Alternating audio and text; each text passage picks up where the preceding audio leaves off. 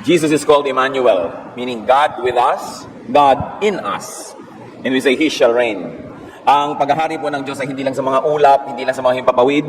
Ang tunay na paghahari ng Diyos ay nangyayari sa puso ng bawat mananampalataya, lalong-lalo sa kanyang pang-araw-araw na buhay. There are many people who suffer injuries, people fall, but because God is in us and God reigns, people have to rise. People have to recover. At yan ang bagay, lalong-lalo sa mga nananalig sa Diyos, na tayo ay nakakabangon muli kung tayo may nagkakaroon ng mga karamdaman, mga kahinaan o pagkadapa. 5 steps to recovery. O paano ba makababangong muli? Yan po ang ating pag-aaralan sa tulong ng Espiritu ng Diyos. Ama namin sa langit, salamat sapagkat kami tinipon niyo upang kayo papurihan, upang kayo dalhan ng handog sa inyong paanan, awitan, at upang tumanggap din kami ng iyong mga pagpapala. Turuan niyo po kami. Patuloy niyo kaming linisin, O Diyos, patawarin kami sa aming mga kasalanan, punan niyo po ang aming mga kakulangan, palakasin niyo ang aming mga kahinaan, bigyan niyo kami ng matang nakakakita, tengang nakakarinig, at pusong sumusunod. We surrender our thoughts to you, O God, and ask you, let your will be done in our lives, move in our midst, teach us, enable us to hear your voice, empower us to obey you, teach us how to recover in our various falls and infirmities. May your perfect will be done in our lives. In the name of Jesus, our healer, we pray. 5 steps to recovery. Pagbabasihan po natin ang pag-aaral, yung recovery ng isang tao na nasa Marcos 2, 1 hanggang 5, ang bahagi ng kanyang kwento. Pagkalipas ng ilang araw, bumalik si Jesus sa Capernaum at kumalat ang balitang siya ay nasa bahay. Nagkatipon doon ang napakaraming tao, kaya't halos wala nang mapwestuhan kahit sa labas ng pintuan. Habang nangangaral si Jesus, may dumating na 4 na taong may dalang isang paralitiko. Hindi nila mailapit ang paralitiko kay Jesus dahil sa dami ng tao. Kaya't binakbak nila ang bubong sa tapat niya at ibinaba ang paralitikong nakaratay sa higaan. Nang makita ni Jesus kung gaano kalaki ang kanilang pananampalataya, sinabi niya sa paralitiko, "Anak, pinatawad na ang mga kasalanan mo." At Marcos 2, 10 hanggang 12, sinabi niya sa paralitiko, "Tumayo ka, buhatin mo ang iyong higaan at umuwi ka na." Tumayo nga ang paralitiko. Kaagad nitong binuhat ang kanyang higaan at umalis habang ang lahat naman ay nang naroon ay namangha. Sila ay nagpuri sa Diyos at sinabi nila, "Kailan may hindi pa kami nakakita ng ganito." At purihin ang Panginoon sa pagkabasa ng kasaysayan. Napakasikip ng bahay, napakaraming tao, hindi maipasok ang pasyente, kaya binakbak ang bubong at doon pinadaan sa ibabaw, hindi sa pinto dahil wala na talagang lugar. Ang mga bahay po sa Middle East, ang mga bubong nila ay flat. Hindi katulad ng mga bubong natin na matibong, very, very steep because of the rain that we have to contend with. But the houses in the Middle East were made of mud and some dried leaves and some twigs and some branches of plants. At ganon din yung mga bubong nila. Hindi naman pala ulan doon, kaya pwedeng ganon. At dahil doon ay pwedeng sampahin yung bubong at pakbakin dahil parang putik lang naman yun. At pagkatapos doon, pinadaos-dos ang pasyente galing sa itaas. What are the 5 elements of recovery that we see in this story? Unang-una, we see faith. Faith in God, faith in Jesus definitely as in the story, faith in Jesus as an instrument of God. 5 sangkap ng paggaling ang ating nasaksihan, pananalig sa Diyos, pananalig kay Jesus, at pananalig kay Jesus bilang isang mabisa, makapangyarihang kasangkapan ng Diyos.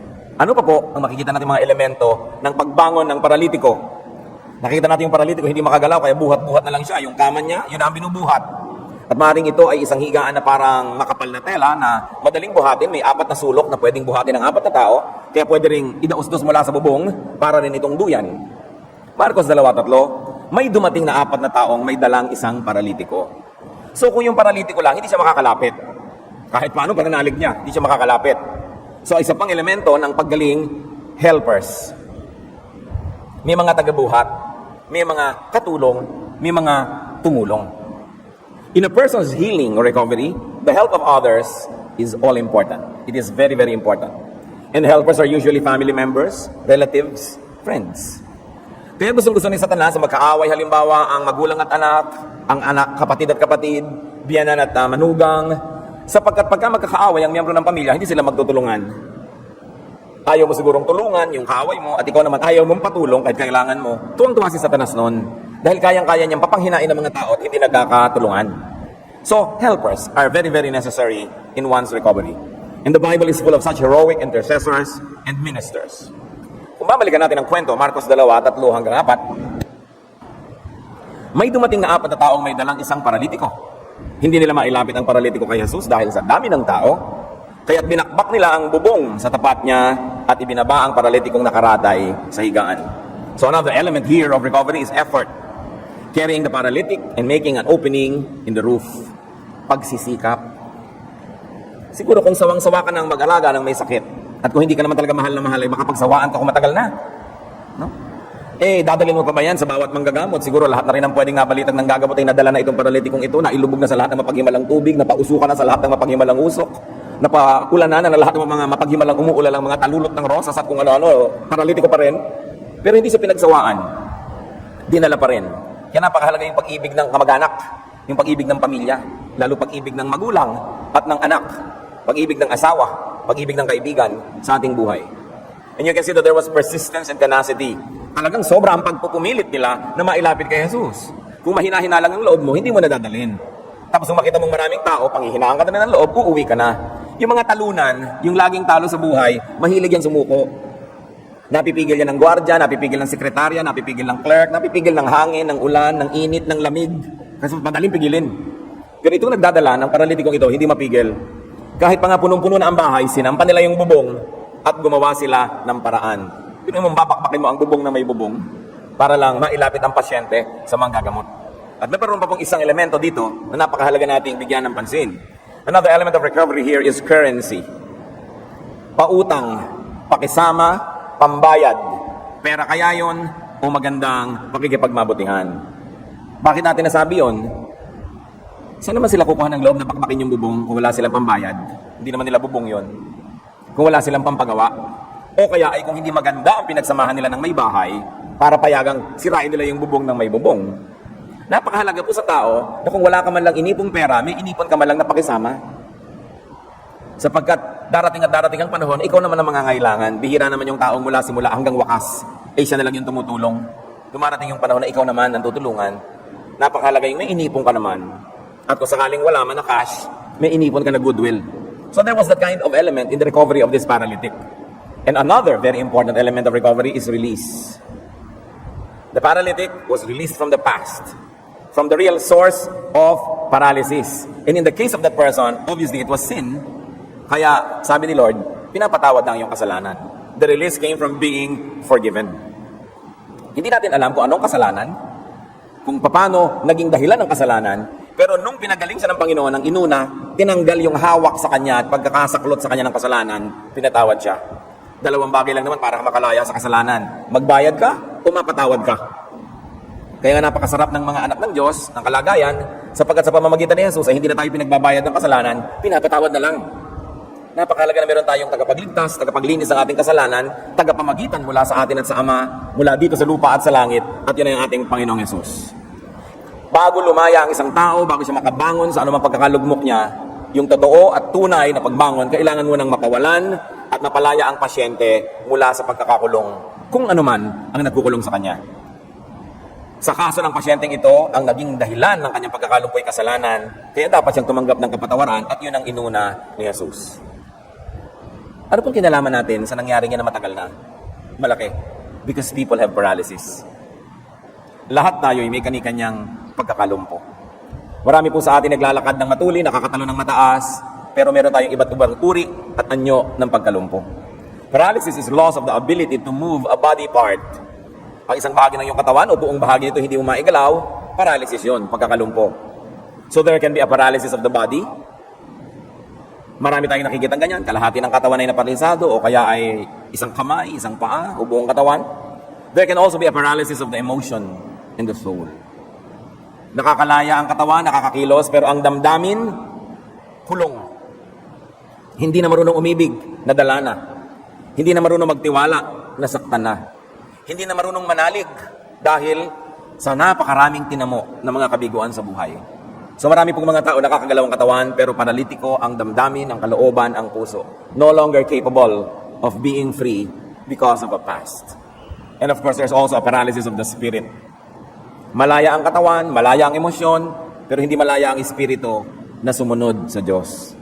Hindi malaya ang espiritu na sumunod sa kabutihan, sa tama, sa maganda at kaibig-ibig dahil naging alipin na ng kung anuman na kasalanan. So hindi lang po yung physical paralysis ang problema ng tao, maraming klase ng paralysis. At kung minsan nagsasama-sama pa yan sa isang tao lang. Paralysis of the body and the spirit, kung minsan paralysis of the emotion and the spirit, at kung minsan pakyaw, nandun na sa lahat ng tao yon. In both and in all cases, it's still Jesus who is the answer. Kaya dinala nila ang paralitiko ito sa Panginoon at natagpuan naman nila kanilang hinahanap na lunas. Now, those paralyses have root causes. Laging if P then Q, cause and effect. Kung meron tayo ngayong kalagayan ngayon, merong dahilan yan kaya bakit nagkaganyan. Napalagay ka sa ganung sitwasyon dahil may nangyari nung nakaraan na naglagay sa'yo doon. O may mga sunod-sunod na nangyari na naging dahilan at napalagay ka dyan. Laging may dahilan. So ating sariwain para sa sarili natin ngayong buhay, 5 steps to recovery from our various paralysis. Kung tayo naman yung pasyente, ano ang 5 hakbang para makabangon muli sa pagkakalumpo ng katawan o ng emosyon ng damdamin o ng espiritu o ng pinaghalo-halong ganito. Tulad din dun sa kaso na binasa natin sa Biblia, ang unang elemento para tayo makabangon, believe. Believe that you can recover. Believe that God can and God will give you recovery. And believe in God's instrument. Bihira naman na ang Diyos ay personal na magkakaroon sa inang appearance at siya ang gagawa ng paraan para katulungan. Ang pamamaraan ng Panginoon ay lagi siyang gumagamit ng instrumento. So kailangan maniwala ka sa Diyos, maniwala kang maganda ang kalooban ng Diyos para sa iyo, maniwala kang kaya kang ibangon at pagalingan ng Diyos, at maniwala ka doon sa instrumentong kanyang ipinapadala. Noon hanggang ngayon, isa pa rin ang unang hakbang, manalig. Ang pananalig ay lahat-lahat. Santiago 1:17, ang lahat ng mabuti at ganap na kaloob ay buhat sa Diyos. Kahit pa nga ang kaloob na ito, kahit pa ang instrumentong ito, hindi mo kang relihiyoso, sometimes not in the context of the church or religion, but all good things come from the Father of lights. All good things come from God. Kahit wala itong religious label, kahit wala itong balutan ng pagiging relihiyoso, basta mabuti, galing yan sa Diyos. So God's instrument can be a person, maybe a doctor, maybe a counselor. Kung magpapadoktor kayo, hindi kayo naniniwala sa kanya, wala kayo mararating, kailangan naniniwala rin kayo. Counselor siguro, dapat ka rin maniwala sa counselor, kasi kung hindi ka naniniwala, hindi ka rin tatablan ng kanyang payo. Maybe it is an object that will be used by God, medicine, maybe a tool or a procedure, a method. Sasabi mo na, magpapagamot ako, pero kung puro negative ang gagawin mo sa sarili mo, nagdududa ka, mahirap kang tablan. Kasi noon hanggang ngayon, ang kailangan ay pananalig para may mangyari. Hebreo 11:6, kung hindi tayo sumasampalataya sa Diyos, hindi natin mabibigyang kaluguran ang Diyos. Sapagkat ang sino mang lumalapit sa Diyos ay dapat sumampalatayang may Diyos na nagbibigay ng gantimpala sa mga nananalig sa Kanya. So hindi pwedeng alatsamba, baka sakali, baka rin naman mag-work, kailangan nananalig ka. Pananalig ang unang-unang. Kaya nung may mga nagsabi kay Jesus, kung may magagawa po kayo, tulungan niyo naman kami. Ang sagot niya sa Marcos 9:23, kung may magagawa ako, tanong ni Jesus, mangyayari ang lahat sa sinumang may pananampalataya. Suriin ninyo ang mga pangungusap ng Panginoon. Sabi niya, kung may magagawa ako, ba't ako pinag-uusapan dito? Ikaw ang pinag-uusapan. Kung may pananampalataya ka, gagaling ka. In another way of speaking, Jesus was saying, hindi ako. Ikaw at ang iyong pananampalataya, ang unang kailangan ay nandyan. Marcos 5:34. Subalit sinabi sa kanya ni Jesus, anak, pinagaling ka na ng iyong pananampalataya. How clear can you get? Yung pananampalataya mo ang mahalaga dyan. Sabi niya, kahit nandito ako, hindi ka naman nananalig, walang mangyayari. Hindi ka naniniwala sa akin, kahit magtatayo ka dyan, nandito rin ako, walang mangyayari. Alam niyo kung bakit napakahalaga yung ikaw, pananampalataya mo kapatid? Kasi kung Diyos lang ang nagpapagaling, hindi kasalanan niya yung mga hindi gumagaling. Di ba? Kung ang Diyos lang pala yung factor sa pagpapagalingan na yan, edi pag may hindi gumagaling siya, dapat sisihin. Pero sabi niya, hindi ako. Ikaw, naniniwala ka ba? Pag naniniwala ka, mangyayari yon. Marcos 10:52, sinabi ni Jesus, kung gayon, magaling ka na dahil sa iyong pananampalataya. So sinasabi ni Jesus, hindi ako, ikaw. Ang pinag-uusapan dito, yung faith mo ang mahalaga. Malaki ang papel ng tao at ang pananalig niya. Which brings us to a very, very important realization. That the development of one's faith is the greatest development and personal project that a person can do and should do in his or her life. Minsan may project ka na i-correct ang yung grammar, may project ka na gumawa ng bakod, may project ka na mag-ipon, may project ka na makapag-asawa, makahanap ng papa, etc., etc. Mga project lahat yan eh. Pero ang pinakamahalagang project, mahubog, mapalakas, mapalago ang pananampalataya. Dahil ang pananampalataya ang siyang nagpapakilos sa kamay ng Diyos. It is the faith that moves mountains. So mas mahalaga yun kaysa magkaroon ka ng 10 bulldozer. Bagamat hindi masamang may bulldozer ka. Mas mahalaga yon kaysa sa 5 doktor. Bagamat nakakatulong ang doktor, nagiging instrumento. Pero kung may pananalig ka, sabi niya ganun, even the size of a mustard seed, you can command this mountain to lift itself and throw itself into the sea, and it will. Kaya kumusta po ang ating proyekto na develop ang ating faith? The faith of a person can do wonderful things. And only those who truly believe can move mountains. Kaya pag tinignan natin ang kasaysayan ng sangkatauhan, yung mga nakagawa ng napakalalaking mga gawaing halos di mo mapaniwala ang mangyayari, may nanguna lang doon, 1 o 2 na talaga nananalig. At dahil sa lakas ng kanilang pananalig, marami ring nanalig din at nagkatulong-tulong, may mga nagawa sila sa buhay. All the great projects of humanity happened because people believed. Pag tinignan ninyo yung mga pyramids of Egypt, natapos yun dahil naniwala yung Pharaoh nagpagawa na matatapos. At inilagay niya ang lahat-lahat ng strength niya para tapusin yon. Pag tinignan natin yung mga rice terraces sa mga Ifugao, yung mga gilid ng mga bundok na inuka para gawing taniman ng palay, naniwala sila na kaya nilang gawing halamanan ang mga matatarik na gilid ng bundok. Kailangan ka maniwala sa ginagawa mo. Yung mga nakikita kong nagsikap, paasensuhin ang buhay, kahit na dinadaganan sila ng mundo at patuloy silang hinihila pababa ng napakarami, nagawa nila kasi nanalig sila. Kailangan ng tao ng pananalig. Half faith is no faith at all. It will not accomplish anything. Isa pang mahalaga, mga kapatid, kung ang pananalig pala ay nakakapagpalakas at may mga nangyayari pag lumalakas ang tao, napakahalaga pala na tayo man ay pinananaligan. We have to help others believe in God, and very, very importantly, we have to help others believe in us. Tatay kayo, kailangan pinaniniwalaan kayo ng inyong mga anak. Sapagkat ang paniniwala nila sa inyo, magpapalakas sa kanilang loob na gumawa ng maraming mga bagay. Nanay kayo, kailangan pinapaniwalaan kayo. Manager kayo sa opisina, administrator kayo, dapat pinaniniwalaan kayo na tama ang inyong ginagawa, may ginagawa kayong tama at mapapasunod nyo ang mga tao. Nakikita nyo pag ang mga tao na demoralized na, hindi na sila naniwala sa isang misyon, nawawalan na ng lakas. Hindi ka na naniwala sa isang pinuno, nawawalan na ng direksyon ng ginagawa ng lahat. So tayong lahat ay may pananagutan sa isa't isa na maging at manatiling kapani-paniwala. One of the best gifts that we can give to others is to make them and help them believe in us, so that through that belief, we may influence or lead them to do great things. Lalo't ikaw ay leader.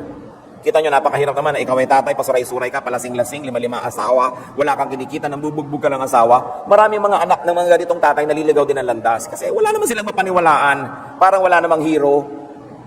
Pero kung nakikita mo na, ang galing-galing naman ng tiya ko, ang galing-galing naman ng tiyo ko, ang galing ng ate ko, ng kuya ko, pati ikaw na-challenge ka na maging magaling.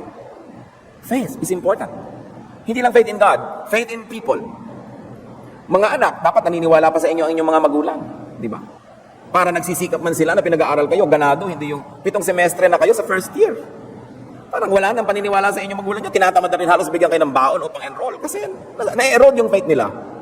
That's why we should continue to inspire faith and confidence. It is our duty to one another. And you, as object of faith, can help others tremendously.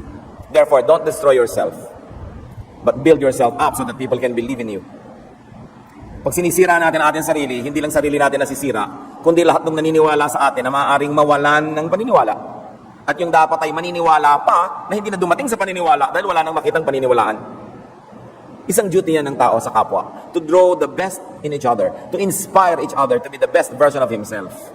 And that is done most effectively when you yourself are believable. Kakailangan makatulong tayo, sapagkat nakakatulong tayo habang tayo'y pinaniniwalaan. Ang mga bayan, ang mga bansa, nakakalampas sa mga crisis basta naniniwala sila sa kanilang leader. When your leader is believable and credible, a society, a nation can surmount any difficulty. But the problem is, when your leader has a credibility problem at hindi ka naniniwala, at hindi ka nananalig, paano ka may inspire pag sinabi niyang magsakripisyo tayo para sa bayan? Eh siya naman hindi magsasakripisyo halimbawa. Pag sinabi niyang ayusin natin ating kapaligiran pero siya naman ay hindi maayos, napapahamak ang marami kapag ang pinuno ay hindi ka panipaniwala. So huwag ganyan ang mga pananagutan niyang faith na yan. Masalimuot. Maraming mga department yan sa buhay natin. Mayroon tayong pananagutan maging at manatiling kapanipaniwala and credible for the sake of those who need to believe in us. Pangalawang steps po para sa ating sariling recovery. Allow helpers to minister to you.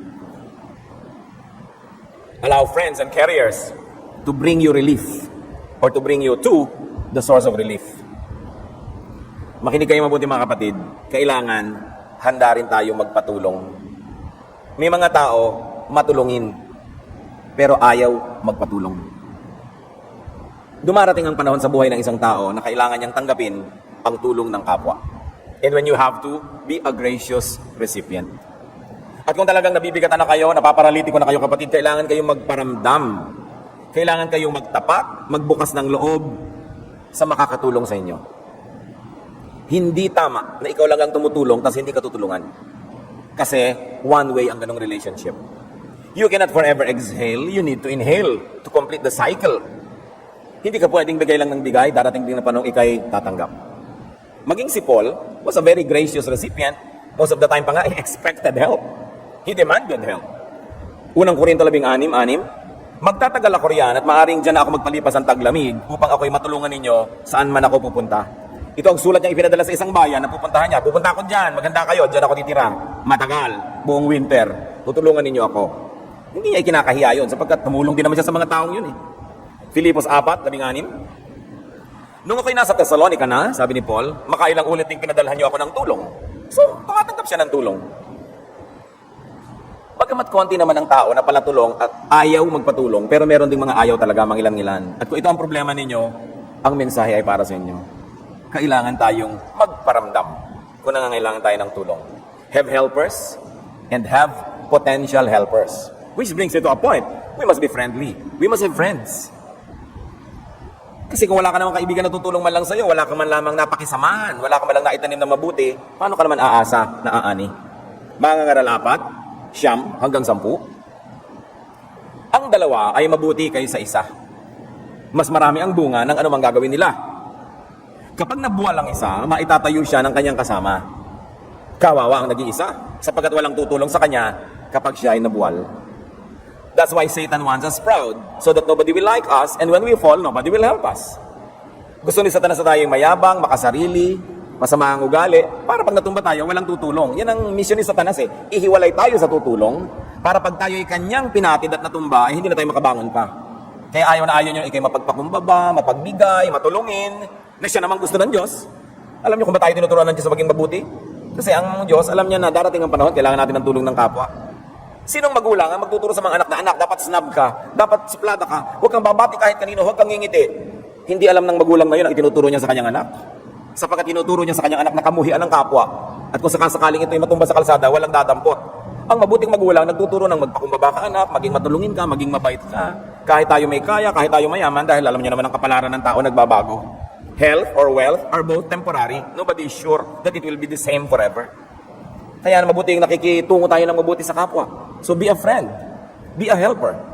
And as long as you can, be a carrier of others. So that when it's your turn to be carried, you will not be embarrassed that people are carrying you dahil marami ka na namang nabuhat eh. Roma 12:13, tumulong kayo sa pangangailangan ng mga kapatiran. Pag nagtuturo sa atin ng Diyos na tayo maging mapagbigay, hindi niya tayo pinapadehado noon. Kasi alam niya na ang pagbibigay ay isang uri lang ng pagtatanim din. At hindi masamang magtanim. At hindi masama sa nagtatanim na umasang aani. Kaya ka nga nagtatanim kasi aani ka eh. At hindi masamang umani, basta may tinanim. Another step to recovery, tulad ng sa kwento, we should work. We should strive and make the effort. Kailangan magsikap. Buhatin ang higaan na yan, sampahin ang bubong, bakbakin ang bubong kung kailangan, dapat magsikap. At habang ginagawa ang pagtatrabaho, dapat masaya ka. Lugi ang isang tao na nagtatrabaho, naglilingkod, tapos sa kasimangot. Bakit? Pagod na siya, pumangit pa siya. Pagod na siya, malungkot pa siya. Parang doble lugi yan. Dapat habang napatagod ka, masaya ka. Pasayahin mo sarili mo. Para pagod ka lang, pero masaya ka. Efesos 6:7-8. Maglingkod kayo ng masayang kalooban na parang sa Panginoon kayo naglilingkod at hindi sa tao. Sapagkat alam ninyong gagantimpalaan ng Panginoon ng bawat mabuting gawa ninuman. Hindi lang sa church work yan. Nag-e-empake kayo ng gaw-gaw, ngumiti kayo, pasayahin nyo inyong sarili. Nagwe-welding kayo ng mga bakal, nag-vulcanize kayo ng gulong, nag-aayos kayo ng bulaklak, pasayahin nyo sarili nyo. Hindi may trabaho ka, nagagalit ka at ginagawa mo yun, nagreklamo ka, dadabog-dabog ka, walang blessing yun. So kung may tinutulungan tayo, binubuhat natin yung paralitiko, makita man lang niya na nginingitian natin siya, kahit tayo pagod na pagod, nginingitian natin, hindi yung bangga-bangga mo na lang siya sa sulok-sulok dahil pagod ka na. Dahil babangon din yan pagdating ng araw, baka ikaw naman yung nakahiga, hindi pag nag-uumpog ka rin niya. Kasi yun ang tanim mo sa buhay. Kaya yung mga, ewan ko ba yung mga masusungit na mga tiya, mga tiyo, mga stepmother, mga stepfather, ang lulupit sa maliliit na bata. That is foolishness. Dahil habang dumadating ang araw at buwan at taon, papatanda kayo, lalo lampas na kayo ng 40, 45. No? Kumbaga, 45, halimbawa, ipagpalagay na mabuhay kayo ng 90 anyos, di 45 ang alas 12 tanghali ng inyong buhay. Pag 46 na kayo, ay mga 12 quarter na kayo noon, ha? Pag 50 kayo, mga 2 o'clock na yun ng hapon. So habang tumatanda kayo, papahina, yung inapin nyo, papalakas pa lang. Kaya pag nasa 5:30 na kayo ng hapon, malabo na ang inyong mata, gagapang-gapang na kayo, nasa katanghaliang tapat pa lang siya. Eh kung sabi niya, balang araw, babangon ako at dudurugin kita. Ba't ka mga api ng bata? It's really a horrible foolishness. First of all, it's unkind. Second, it's unwise. Habang papalaki ang batang yan, papahina ka. Darating ang panahon, siya ang kakailanganin mo sa buhay. Hindi ko alam why people can be cruel to children. One of the nicest investments you can do is invest in children. Be nice, be good to your pamangkins, to everybody. Darating ang mga panahon, magkakatrabaho rin yan, maaalala ka man lang tapunan ng kanilang 14th month pay. Kailangan ng tao marunong, and we should always work. At lugi, ang nagtatrabaho na, tas hindi pa masaya. And we must persist. Do not give up easily. Huwag agad-agad sumusuko. Galatia 6:9, kaya't huwag tayo magsawa sa paggawa ng mabuti. Pagdating ng takdang panahon, tayo ay aani kung hindi tayo magsasawa. At pangalawang Kronika 15:7, ngunit magpakatatag kayo at huwag masiraan ang loob. Gagantimpalaan kayo dahil sa inyong mga ginawa. So in the good things that you do, especially in helping people, do not be easily discouraged. Hindi man kayo gantihan ng taong ginawa nyo ng mabuti, hindi natutulog ang Diyos. Alam niya ang pangako niya na ang nagtatanim ay aani, kung hindi kayo papitasin ng taong inyong inalagaan, ang Diyos mismo ang magde-deliver sa inyo ng kaing-kaing na prutas. God keeps His promises. God is forever. Huwag nagsisisi, bakit ba nagawan pa kita ng mabuti? Ba't ba natulungan pa kita? Hindi pinagsisisihan yon. At tulad din nung nasa kwento mga kapatid, in recovery, have the currency, have the money, have the resources. Mag-ipon ng pambayad, mag-ipon ng pautang, pakisama, baka dumating ang panahon, yung hindi nyo pinapansin noon ay pinapamigay nyo lang, eh maging lahat-lahat na aasahan nyo pala, pag dumating ang panahon kayo'y walang-wala. Ecclesiastes 10:19, money is the answer for everything. Yan ang sinabi ni Solomon. Kailangan ng tao may pera. No? Kaya hari nawa sa mga tao hindi pa huli ang lahat, mag-impok kayo. Nag-iimpok tayo ng pera o nag-iimpok tayo ng pakisama. Diba? Nag-iimpok tayo ng mabubuti mga gawa. Ngayon, kung pareho natin ginawa, mas mainam. Kasi kita nyo naman doon sa 10 pinagaling ng ni Jesus, isa lang yung nakaalam bumalik. So marami rin tayong tinutulungan na hindi naman lahat nakakaalala yan eh. Kailangan meron ka rin itinatabi sa sarili mo. I always caution people who are very kind and very good to always keep something for themselves also. Hindi yung puro ibibigay mo lahat sa kawang gawa, ibibigay mo lahat, tapos wala ka man lang sa sarili mo, tapos pag dumating yung panahon na nangangailangan ka, wala man lang tumulong sa'yo, asa matuloy ng loob mo niyan. Dapat keep something for yourself while you are giving many things to others. Ang tao kailangan, dahil maraming darating na hirap, kailangan gumawa. Kailangan mag-ipon ng pera o pakisama ng mga mabubuting gawa. Unang Timoteo 6:18-19, turuan mo silang gumawa ng mabuti at magpakayaman sa mabuting gawa. Sa gayon, makapag-iimpok sila para sa matatag na hinaharap. Si Paul, sa kanyang mga nagawang kabutihan, at dalawa lang naman yon, ipinakilala nila ang mga tao kay Jesus o kaya ay pinalago nila niya kay Jesus ang mga tao. Hindi siya kailanman nagatubili na mamitas mula sa kanyang mga itinanim. Sa Philemon 1:18-19, sapagkat mayroong isang naging convert, si Philemon na slave. At kilala niya yung dating amo at takas na alipin itong naging Kristiyano. So binigyan ni Pablo ng sulat, bumalik ka sa amo mo. Sabihin mo, palayain ka na niya. Sabi ko, no? At sabi niya sa Philemon 1:18-19, dun sa amo, noong slave na naging Christian, kung siya may nagkasala o nagkautang sa'yo, sabi ni Paul, sa akin mo na ito singilin.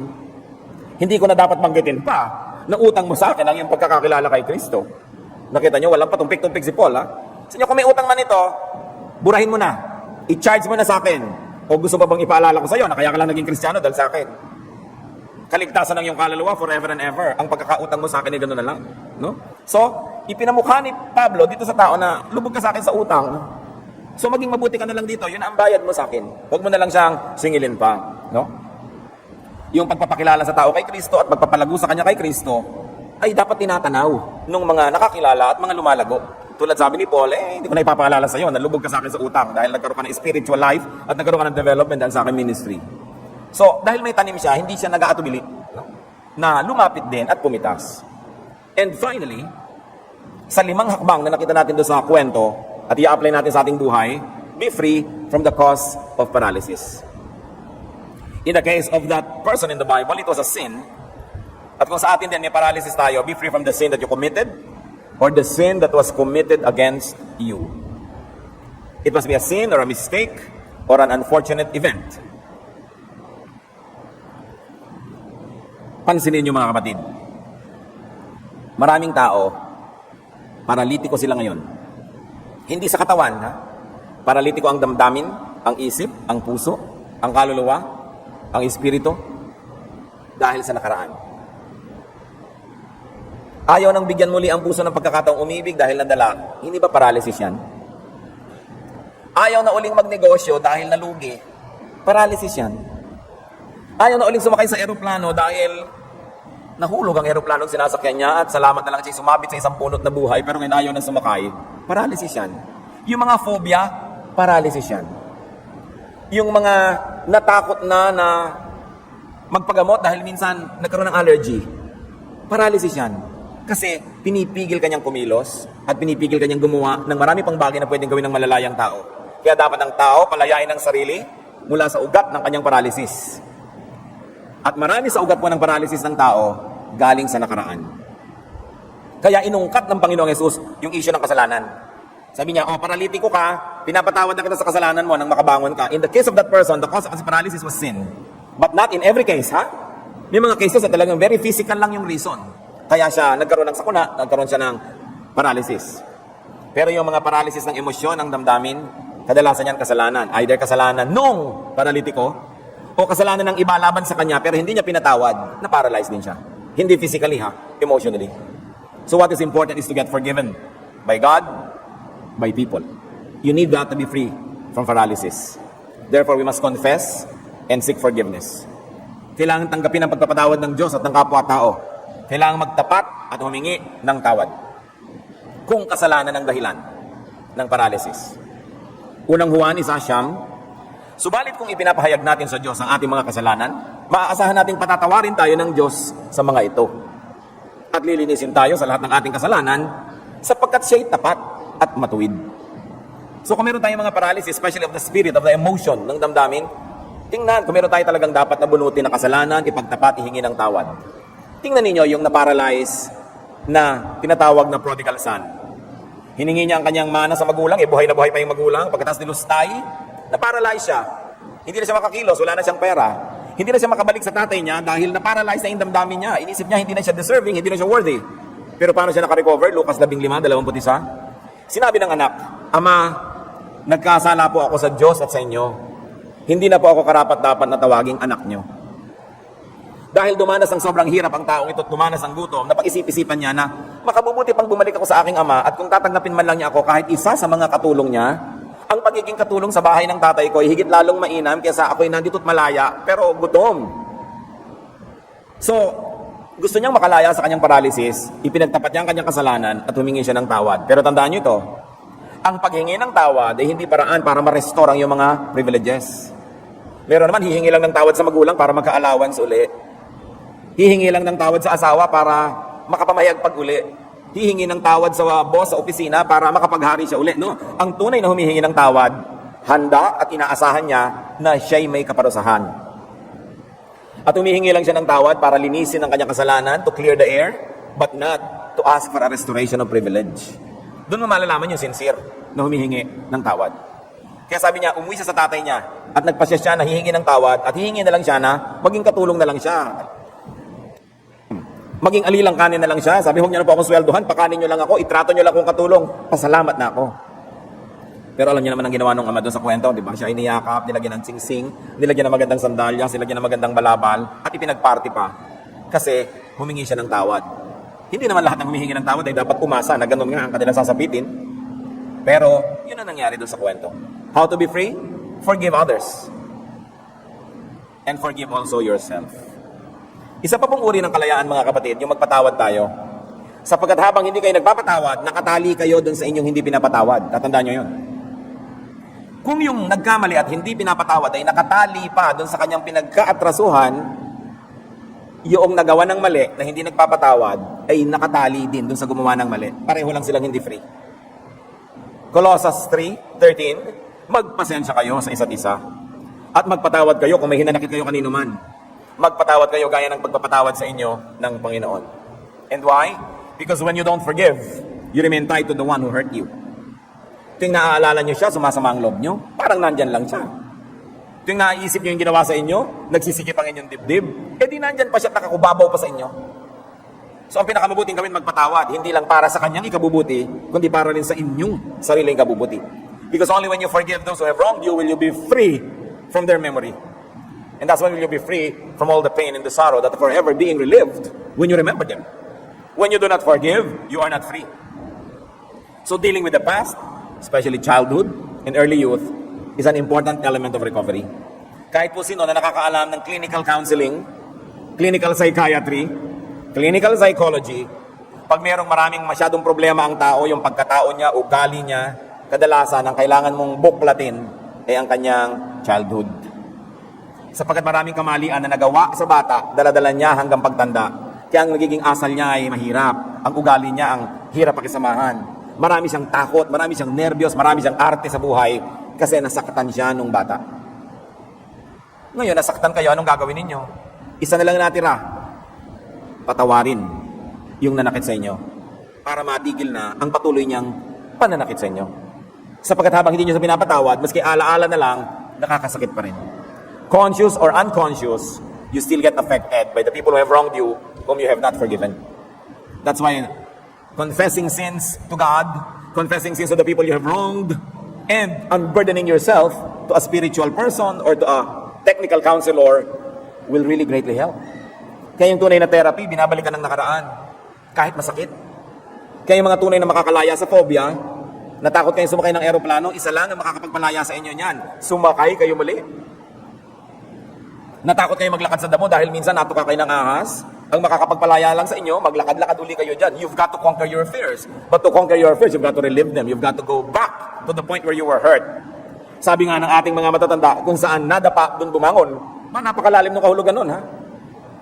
Nadapa ka dahil sa nakaraan ng araw, balikan mo yon, patawarin mo lahat yung karakter ng kwento na yon, and then move back to the present, malaya ka na. That's why the Bible is teaching forgiveness. It is not to make martyrs of us. It is not para tayo ipatalo, nakawawa naman tayo, forgive na lang tayo ng forgive. No. Because when you forgive, you are set free. Kailangan bunutin ang ugat ng paralysis. At madalas siya nakabaon sa panahon ng pagkabata. Halos lahat ng tao na may mahirap na ugali, ang dahilan, either siya inaapi, napagsamantalahan, nasaktan, naabuso nung bata pa. May project tayo mga kapatid. Kasi kung kayo yon, project nyo yan na makapagpatawad. Magpatawad tayo dahil tayo makadiyos at mabait. At kung hindi man, magpatawad dahil tayo matalino. Kasi pag hindi ka pa nagpatawad, patuloy ka pa lang na malulugi. Laki na ng laki yung damage. That's why forgiveness is the greatest cure. And when Jesus saw the paralytic, sabi niya, your sins are forgiven. First things first, it is really about the past. Mateo 6, 14 hanggang 15. Sapagkat kung pinapatawad ninyo ang mga nagkasala sa inyo, patatawarin din kayo ng inyong Ama na nasa langit. Ngunit kung hindi ninyo pinapatawad ang iba, hindi rin naman patatawarin ng inyong Ama ang inyong mga kasalanan. So when we do not forgive, we burn the bridge over which we too must pass. We become losers. Meanwhile, prevention is always better than cure. Makinig kayo na may mga bata sa inyong bahay, sa inyong pamilya, o magkakabata pa lang. Prevention is better than cure. Do not damage the children. Ipagtanggol ang mga bata mula sa abuso ng mga kamag-anak, abuso ng mga masusungit na kamag-anak, abuso ng mga mapagsamantalang mga kamag-anak. Because according to statistics, more than 90% of abuses done against children are done by their relatives. Because only their relatives have access to them. Kaya dapat maingat ka. Isa kang ina, nabiyuda ka, nag-asawa kang muli, ingatan mo yung mga anak. Dapat iniingatan ng mga bata. Isa kang, may maraming kamag-anak na nakikituloy sa inyo, nakikitulog ng isa, 2 araw. Bantayan ninyo ang mga bata, huwag yung ihalo sa kanila because according to statistics, mga relatives ang nag-aabuso ng mga bata. At hindi makapagsumbong ang mga bata, timping-timpi, kiming-kimi, kaya lumalaki kung minsan may mga phobia, mga masasamang ugali, hindi mo alam doon pala nagmula. Dahil hindi nila na-proseso yung nangyari sa kanila, hindi nila naintindihan, hindi nila na 1 + 1 = 2. Because sa mura nilang isip, alam nilang may mali doon, hindi lang nila maproseso. Kaya napakahalaga po yung nag-iingat. At kung tayo na may pinagaling na ng Diyos, pick up your mat. Binigyan ka na ng Diyos ng trabaho. Abay, tumigil ka na nakahihingi sa nanay mo. Nakita ninyo yung paralitiko nung gumaling na, sabi ni Lord, buhatin mo na yung kama mo. Alam nga namang yung 4 pa rin kaninang medal ang magbuhat yan nakalakad ka na nga. Di ba? Kaya malaki ka na, ikaw ang bahala naman. Baligtarin mo, ikaw naman tumulong sa magulang mo dahil takal-takal lang ikaw tinulungan. Kung ikaw natulungan at napayuhan, ikaw naman ngayon ang tumulong at magpayo. Ang takal-takal mong pinautang, binigyan ng luwag, ikaw naman ngayon magbigay. Kasi ang taong gumagaling, dapat binabaligtad niya ang dating mga papel niya sa buhay. Kung siya na yung pabigat, siya ngayon ang pagaan. Kung ikaw dating problem, ikaw na yung solution. Kasi gumaling ka na Yun ang mga pananagutan ng tao na tumatanggap ng kabutihan ng Diyos. Hindi yung maluwag ka na, tapos pabigat ka pa rin sa kapwa. You've got to reverse the relationship and be the helper to those who helped you. Pag hindi tayo nagtatapat sa Diyos, patuloy na bibigat ang ating buhay. Awit 32, 3-5. Nang hindi ko pa naihahayag ang aking mga sala, ako'y nangihina sa maghapong pagluha. Sa araw at gabi, ako'y iyong pinarusahan. Wala nang natirang lakas sa katawan. Parang hamog na natuyo sa init ng tag-araw. Kaya't ang kasalanan ko'y aking inamin. Mga pagkakamali ko'y hindi na inilihim.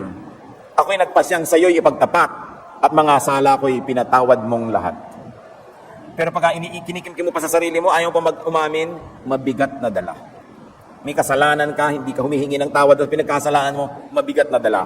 Kailangan mag-confess. So to anybody among us who has paralysis, arise, go up, be like the others, walk your walk, live your life. The important thing is to be free. But to be free, you've got to set others free also. To be forgiven, you have to forgive. And to be strong, you need people's help. Kailangan tayong handang magpakumbaba, tumanggap ng tulong. Aming Diyos, ano nga po ba ang kinalaman namin sa kwentong ito? Ituro mo po sa bawat isa sa amin kung ano ang blessing na para sa amin dito. Ano ang turo na para kay ganon at para kay ganyan? Alin ang paalala na para kay Juan at alin ang para kay Pedro? Ipakita mo sa amin, Lord, kung ano ang pakinabang na gusto mong tanggapin namin sa araw na ito. Magbulay-bulay tayo mga kapatid. Pag-isipan ang ating mga pinag-aralan. Humingi sa Diyos ng tulong na una malaman kung anong kalagayan natin. Meron ba tayong mga paralysis sa buhay? Kung meron, nadinig na natin ang mga dapat gawin. At kung wala naman, pasalamat tayo sa Diyos, tayo yung maging helper. Laging maging helper. Ipagdiwang na kayo'y hindi paralitiko, laging tumulong. Salamat o Diyos, sapagkat kayang-kaya nyo kaming turuan. Dalangin namin ang puso namin, maging taniman ng iyong karunungan. Magbulay-bulay tayo mga kapatid. Huwag hayaan na ang pagpapalang inilaan sa inyo ng Diyos ngayon ay masayang. Ask God for personal applications of this message.